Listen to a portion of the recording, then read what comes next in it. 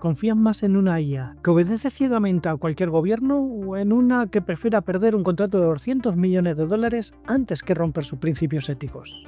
Anthropic acaba de ser declarada riesgo nacional en Estados Unidos por negarse a militarizar a Claude, mientras que OpenAI aprovechaba el vacío para cerrar un trato con el Pentágono. Si sigues usando ChatGPT sin conocer las implicaciones de su nuevo acuerdo con el ejército, podrías estar entregando tu contexto más privado a un sistema que ya no prioriza tu soberanía digital. Hoy te voy a revelar los detalles de esta guerra fría de la IA, sin importar cómo puedes llevarte toda la memoria de tus chats actuales a Claude para que no seas rehén de ninguna plataforma. De hecho, lo vamos a ver por partes.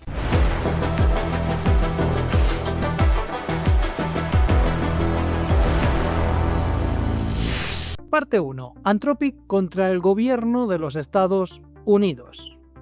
En julio de 2025, Anthropic se convirtió en la primera empresa de inteligencia artificial aprobada para operar en las redes clasificadas del Departamento de Defensa estadounidense. El contrato, valorado hasta en 200 millones de dólares, representaba un hito. La IA de Anthropic, Claude, era la única que el ejército más poderoso del mundo había admitido en sus sistemas más sensibles. Esto en 2025. El acuerdo, sin embargo, llevaba incorporadas desde el principio dos condiciones no negociables que la empresa había fijado en su política de uso desde el año 2024. Y es que Claude no podía ser utilizado para vigilancia masiva doméstica ni para alimentar sistemas de armas completamente autónomas.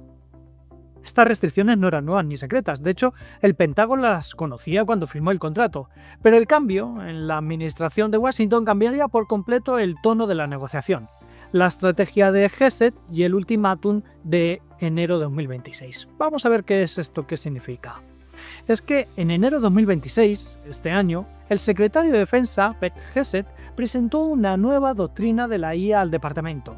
Su mensaje era claro: la IA para el ejército debería ser objetivamente veraz, segura y sin restricciones ideológicas que limitasen las aplicaciones militares legales. En ese discurso quedó marcado el destino del acuerdo con Anthropic. Hesed, el secretario de Defensa, exigió que todos los contratos de IA del departamento adoptaran un lenguaje estándar de cualquier uso legal, eliminando cláusulas específicas que Anthropic previamente ya había negociado. Así que la empresa se negó. Para Darío Amodei, el CEO de Anthropic, acceder a esas condiciones del secretario de Defensa equivalía a autorizar el uso de la tecnología que consideraba éticamente insostenible. Su posición era concreta: los modelos de IA actuales no son lo suficientemente fiables para dirigir sistemas de armas sin supervisión humana y, por tanto, ese uso podría en riesgo a los propios soldados americanos y a civiles. Esto era lo que pensaba Amodei. Durante unas semanas la disputa se mantuvo en la esfera privada, ¿bien? Pero a finales de febrero de 2026, hace apenas unas semanas, el conflicto se precipitó, la semana que cambió todo. El martes 25 de febrero, Hesed y Amodei se reunieron en persona. El secretario de Defensa presentó un ultimátum: o Anthropic entrega una versión a Claude libre de restricciones de uso, o sería catalogada como riesgo para la cadena de suministro nacional. Y esto no era poca cosa. Una designación habitualmente reservada para empresas vinculadas con adversarios extranjeros como China o Rusia. Sin embargo, llegó a invocar esta ley, la ley de la producción para la defensa, para forzar la cooperación de la empresa de Anthropic. La respuesta de Amodei llegó en forma de carta pública: estas amenazas no cambian nuestra posición. No podemos en buena conciencia aceptar su solicitud. Subrayó además que la contradicción interna del gobierno, por un lado, afirmaba que Claude era esencial para la seguridad nacional y que se justificaba esta ley de la producción para la defensa, pero por otro lado, decía Amodei que amenazaba con un declararlo riesgo para esa misma seguridad, cosa que en principio parecía toda una incoherencia. Así, el viernes 27 de febrero venció el plazo que Hesed había fijado. Anthropic no cedió y en cuestión de horas se desencadenó una cascada de consecuencias. Trump publicó en Truth, su red social, ordenando a todas las agencias federales a cesar inmediatamente el uso de la tecnología de Anthropic, tachando a la empresa de woke y de extrema izquierda, como lo suele hacer. Por su lado, Hesed anunció la designación formal de Anthropic como riesgo para la cadena de suministro de la seguridad nacional, prohibiendo a todos los contratistas, proveedores y socios que trabajasen con el ejército de cualquier actividad comercial con esta empresa, con Anthropic, o sea, que estaba prohibida para todo el ejército. Y pocas horas después, y esto también es interesante, Sam Altman anuncia que OpenAI había cerrado un acuerdo con el Pentágono para reemplazar a Claude en redes clasificadas. La designación como riesgo de cadena de suministro es, según todos los expertos, un precedente sin igual en toda la historia americana. De hecho, la única aplicación pública que se había hecho esa ley contra Anthropic había sido contra una empresa de Suiza con supuestos vínculos rusos. Nunca antes se había utilizado contra una empresa estadounidense y menos por una represalia por no aceptar sus términos contractuales. Analistas se pusieron a trabajar de derecho constitucional y señalaron la designación que tiene esta designación de Anthropic con problemas legales. Y es que la ley de Gesed fue diseñada para proteger la cadena de suministro de amenazas de adversarios extranjeros, pero en ningún caso para disciplinar a empresas domésticas en una disputa con un contrato interno. La orden de Trump de extender la prohibición a todas las agencias federales tampoco encaja en ese estatuto que se limita al Departamento de Defensa. Anthropic, ante todo esto, anunció de inmediato que impugnaría la designación judicialmente. Su argumento es doble. La medida es infundada y sienta un precedente peligroso para cualquier empresa americana que negocie con el gobierno. El daño a corto plazo, sin embargo, podría ser enorme. Cualquier asesor legal de una empresa, por ejemplo del Fortune 500, con contratos con el Pentágono, tiene ahora un motivo para reconsiderar el uso o no de Claude. Vamos a ver ahora un poquito cuál es el movimiento de OpenAI. ¿Esto es traición o pragmatismo? El acuerdo que OpenAI cerró con el Pentágono en cuestión solamente de unas horas generó una reacción inmediata en el sector. Sam Altman afirmó que el contrato incluye las mismas dos limitaciones que Anthropic estaba pidiendo, que defendía, sin vigilancia masiva y sin armas autónomas sin supervisión humana, pero articuladas de una forma diferente. En lugar de prohibiciones explícitas, el contrato de OpenAI cita las leyes vigentes y asume que el gobierno las va a cumplir.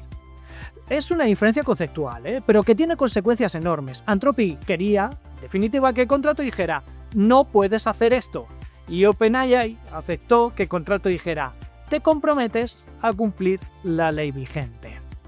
Los críticos señalan que confiar en el gobierno no romperá sus propias leyes, especialmente en un contexto político en el que esas leyes pueden cambiar. Eso es exactamente lo que Anthropic más estaba temiendo. A todo esto, más de 100 empleados de Google y trabajadores de Microsoft y Amazon respondieron con cartas internas exigiendo que sus propias empresas se posicionaran de forma similar a lo que lo había hecho Anthropic. Pero más allá de todo esto, vamos a ver qué es el efecto paradójico que se produjo del veto al liderazgo de la App Store. La historia tiene un giro inesperado. Mientras Anthropic perdía su contrato gubernamental más importante, cientos de miles de usuarios civiles sacaban sus propias conclusiones éticas. Claude trepó al primer puesto de descargas gratuitas en la App Store de Estados Unidos, desembarcando a ChatGPT por primera vez en su historia. La plataforma reportó máximos históricos, más del 60% de crecimiento en usuarios gratuitos desde enero de 2026 y suscriptores de pago que se habían más que duplicado en todo este año. La controversia convirtió un conflicto empresarial en una declaración de valores. Para una franja significativa de usuarios americanos, Anthropic representaba exactamente lo que querían de una empresa de IA, una que pusiera límites incluso cuando hacerlo le costaba dinero.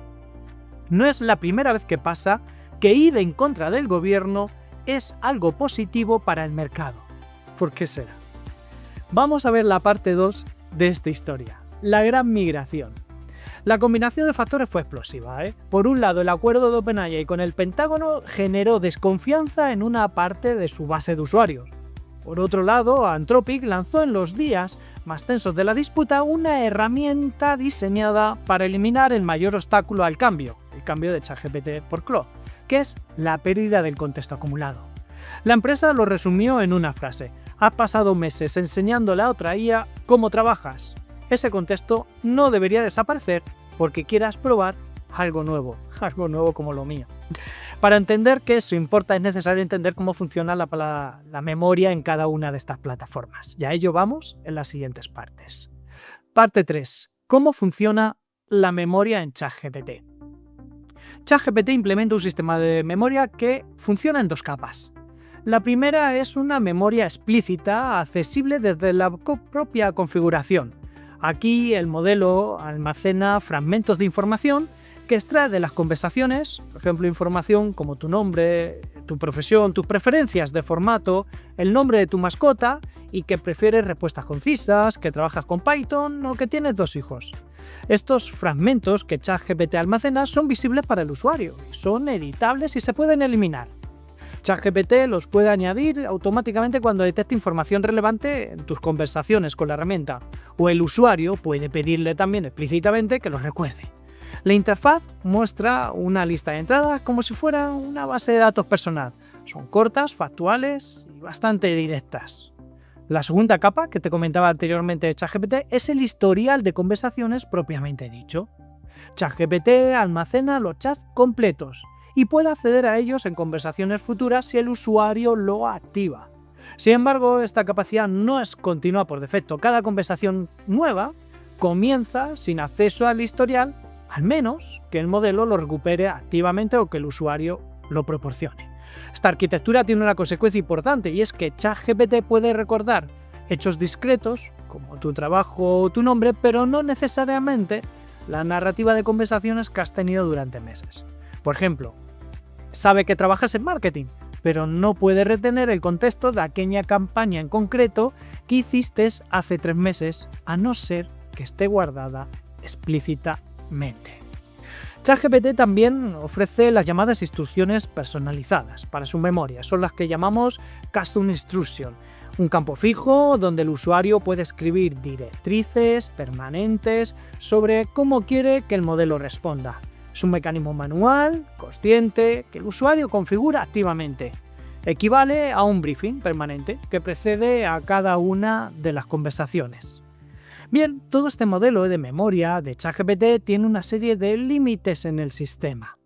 Y es que el sistema de memoria de ChatGPT tiene 3 limitaciones estructurales que son relevantes. La primera de esas limitaciones es que la memoria explícita se elimina a fragmentos relativamente cortos y descontextualizados. La segunda restricción es que no hay una garantía de coherencia entre lo que el modelo recuerda y cómo lo aplica a conversaciones. Y la tercera restricción es que toda esa memoria reside única y exclusivamente, y esto es importante, en los servidores de OpenAI, en un formato que el usuario no puede exportar directamente, con lo cual te vuelves cautivo. Vamos a ver en la parte 4 cómo funciona la memoria en Claude, con la empresa de Anthropic. Y es que la memoria en Claude está diseñada con una filosofía diferente. La empresa lo describe explícitamente como orientada a mejorar la eficacia del usuario como colaborador, con énfasis en el contexto profesional. Esto tiene implicaciones prácticas. La primera es que Claude tiende a priorizar y retener información relacionada con el trabajo, con los proyectos, con las herramientas técnicas y los flujos de trabajo, más que cuestiones personales no vinculadas a la productividad.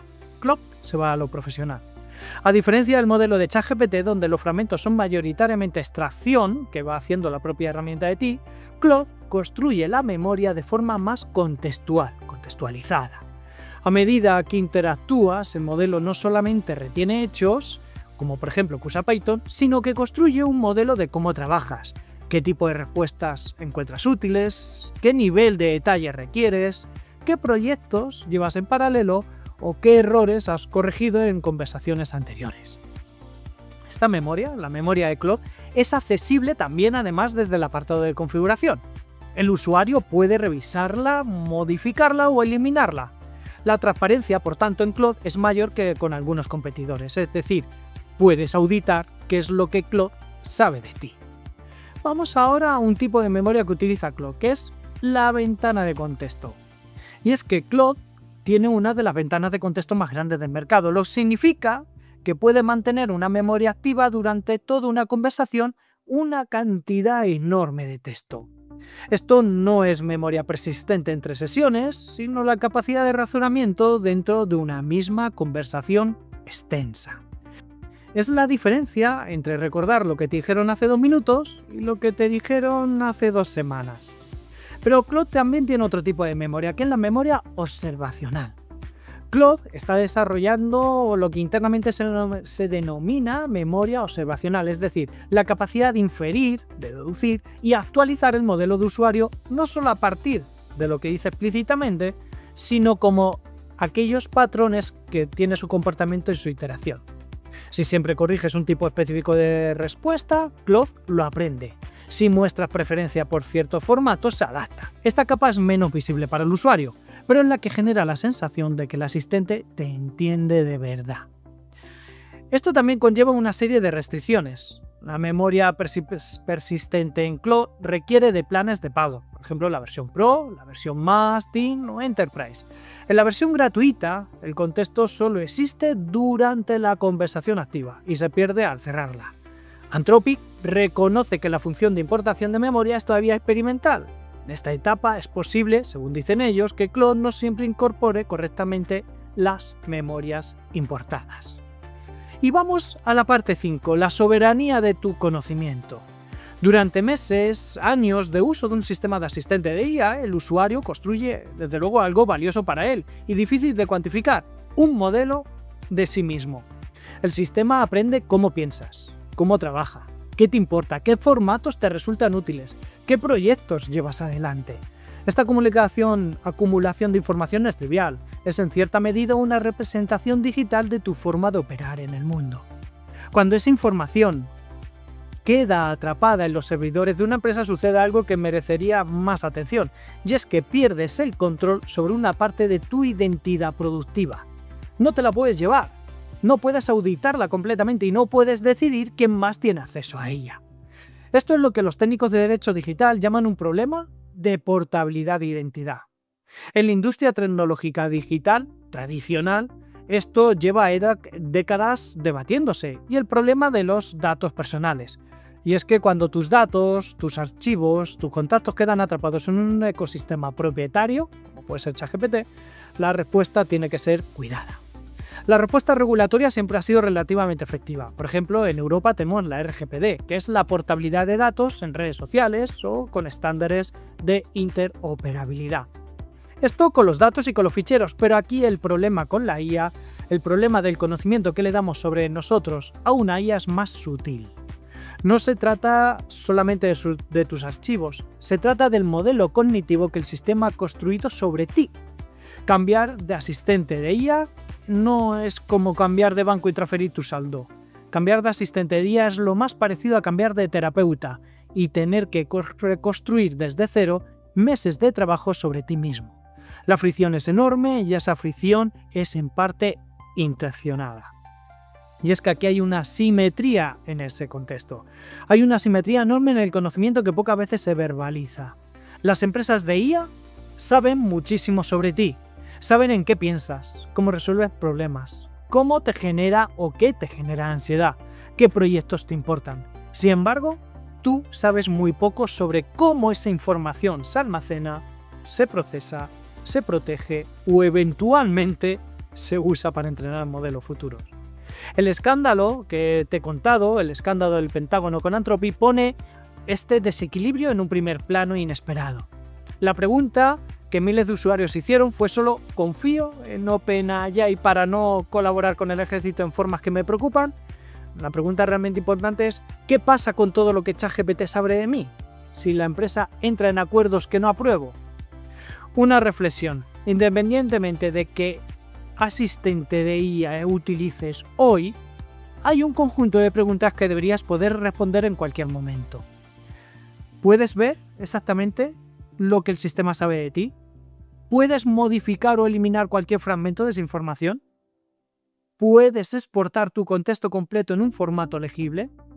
¿Puedes migrar a otra plataforma sin perder años de trabajo de personalización? ¿Tienes garantías claras de cómo se usa esa información? Que estas preguntas tengan respuesta no es un lujo. En una época en la que estamos, en la que los asistentes de IA se convierten en una infraestructura cognitiva, es decir, herramienta que sabe pensar y que trabaja y que toma decisiones, la soberanía de esa información, de ese contexto, es tan importante como la soberanía de cualquier otro dato personal tuyo. Se puede migrar el contexto de ChatGPT a Claude y lo puedes hacer mediante un prompt, donde le indiques a ChatGPT que exporte todo el conocimiento que tiene sobre ti para después incorporarlo a Claude. Esto se puede hacer. Sin embargo, y como te dije en otro vídeo, lo ideal es mantener la soberanía de tu conocimiento. Es decir, lo ideal es tener toda la información sobre ti y sobre los proyectos en los que trabajas dentro de lo que podemos llamar tu propio gemelo digital. Como te decía, y esto te lo explico en otro vídeo que también te dejaré en comentarios, la disputa entre Anthropic y el gobierno estadounidense no es solamente una historia de contratos militares o de regulación, es también un espejo en el que se refleja una tensión que atraviesa la era de la IA. La tensión entre el poder de los sistemas que procesan información sobre las personas y el derecho que esas personas tienen a mantener algún control sobre esa información que se está utilizando. Anthropic perdió un contrato de $200 millones por negarse a ceder el control sobre cómo se usará su tecnología. Millones de usuarios, al migrar de ChatGPT a Claude en los días siguientes, estaban tomando su propia versión de esa misma decisión: elegir la plataforma que al menos en ese momento representaba mejor sus valores sobre privacidad, ética y control. La soberanía del contexto no es un problema técnico, es un problema tuyo, mío y de todos. Y la clave es mantener el control y la soberanía de nuestro contexto y de nuestro ser. Lo dejamos aquí. Nos vemos en otro vídeo.